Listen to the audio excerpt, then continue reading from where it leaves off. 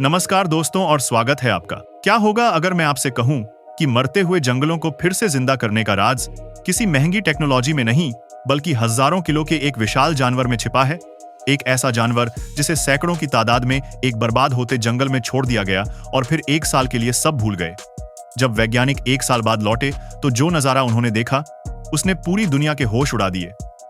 ये किसी science fiction movie की कहानी नहीं बल्कि एक सच्ची घटना है जिसने प्रकृति के बारे में हमारी सोच को हमेशा के लिए बदल कर रख दिया।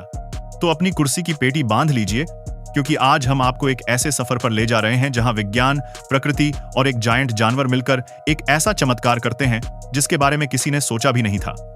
एक खामोश संकट। मरते हुए जंगल कहानी की शुरुआत होती है। इंसानों ने अपनी जरूरतों के लिए इन जंगलों में एक ही तरह के पेड़, खास तौर पर पाइन और स्प्रूस के पेड़ लगा दिए थे। इससे लकड़ी तो बहुत मिलती थी, लेकिन जंगल का जो असली इकोसिस्टम होता है, जो उसकी आत्मा होती है, वो कहीं खो गई थी। इन जंगलों में न तो अलग अलग तरह के पेड़ पौधे थे, न ही छोटे मोटे जानवर और कीड़े मकोड़े। चिड़ियों का चहचहाना कम हो गया था, तितलियां गायब हो रही थीं और जमीन बंजर होती जा रही थी। ये जंगल एक खूबसूरत पेंटिंग की तरह थे जिसमें कोई जान नहीं थी। वैज्ञानिक परेशान थे कि कैसे इन जंगलों को फिर से जिंदा किया जाए। कुदरत के सुपर इंजीनियर बाइसन तभी वैज्ञानिकों के दिमाग में एक बहुत ही साहसिक और अनोखा आइडिया आया। आइडिया था बाइसन को वापस लाने का। बाइसन, जिन्हें यूरोपियन बाइसन भी कहा जाता है, यूरोप के सबसे बड़े जमीनी जानवर हैं। ये हजारों सालों से इन जंगलों के राजा हुआ करते थे। ये सिर्फ घास चरने वाले जानवर नहीं हैं, ये इकोसिस्टम इंजीनियर्स हैं। मतलब ये अपने रहने के तरीके से ही पूरे जंगल का नक्शा बदल देते हैं। ये अपने विशाल शरीर से घनी झाड़ियों को हटाकर छोटे पेड़ पौधों के लिए धूप का रास्ता बनाते हैं। ये जमीन पर लौट-पोट होकर मिट्टी में गड्ढे बनाते हैं जिनमें बारिश का पानी भरता है और छोटे मोटे जीवों को घर मिलता है। इनके गोबर से जमीन को बेहतरीन खाद मिलती है और ये अपने शरीर पर बीजों को एक जगह से दूसरी जगह ले जाकर नए पेड़ उगने में मदद करते हैं। संक्षेप में, एक बाइसन सिर्फ एक जानवर नहीं बल्कि चलता फिरता जंगल बनाने वाला टूल है। एक जोखिम भरा मिशन प्लान तैयार था। सैकड़ों बाइसन को चुना गया और उन्हें ट्रकों में भरकर इन मरते हुए जंगलों की ओर रवाना कर दिया गया। यह मिशन जितना मिशन साई करारा सुनने में रोमांचक लगता है, उतना ही जोखिम भरा था। कई लोगों को डर था कि ये विशाल जानवर इंसानी बस्तियों में घुस सकते हैं।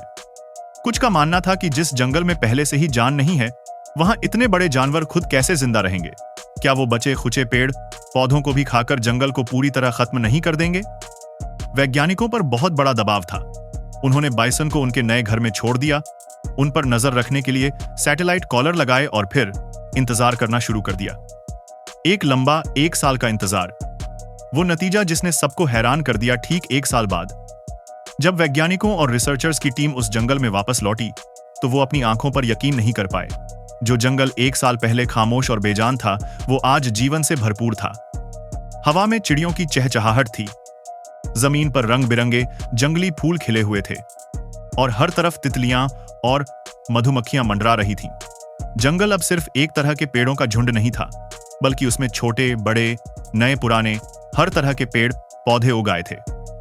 बाइसन ने घने पेड़ों के बीच खुली जगह बना दी थी जिससे सूरज की रोशनी जमीन तक पहुंच रही थी और घास के नए मैदान तैयार हो गए थे। यह सब किसी जादू से कम नहीं था। जंगल ने जैसे खुद को ठीक कर लिया था। आखिर ये चमत्कार हुआ कैसे? तो सवाल यह है कि बाइसन ने ऐसा क्या किया जो इंसान नहीं कर पा रहे थे? जवाब छिपा है उनकी आदतों में। नेचुरल माली, नेचुरल गार्डनर्स। बाइसन ने सिर्फ कुछ खास तरह की घास और झाड़ियों को खाया जिससे दूसरी प्रजाति के पेड़ पौधों को उगने का मौका मिला। उन्होंने जंगल की प्राकृतिक कटाई छंटाई कर दी, जमीन को जिंदा किया। Soil revitalisation.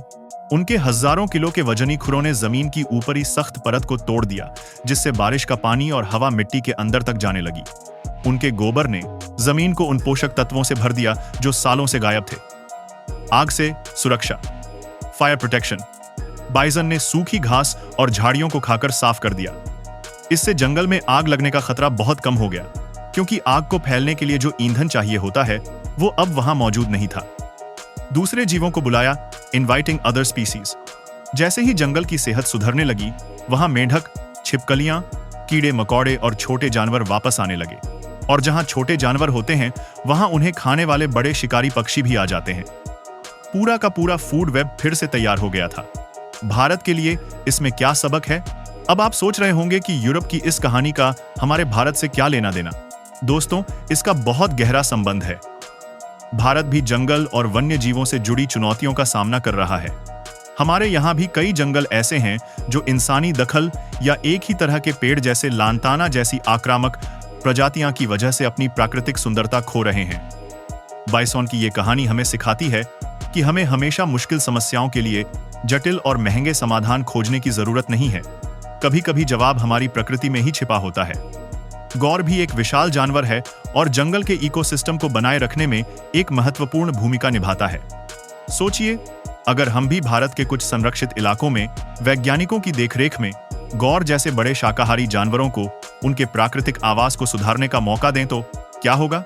हमने प्रोजेक्ट टाइगर के जरिए टाइगर को बचाकर पूरे जंगल को बचाने का सफल मॉडल दुनिया को दिखाया है।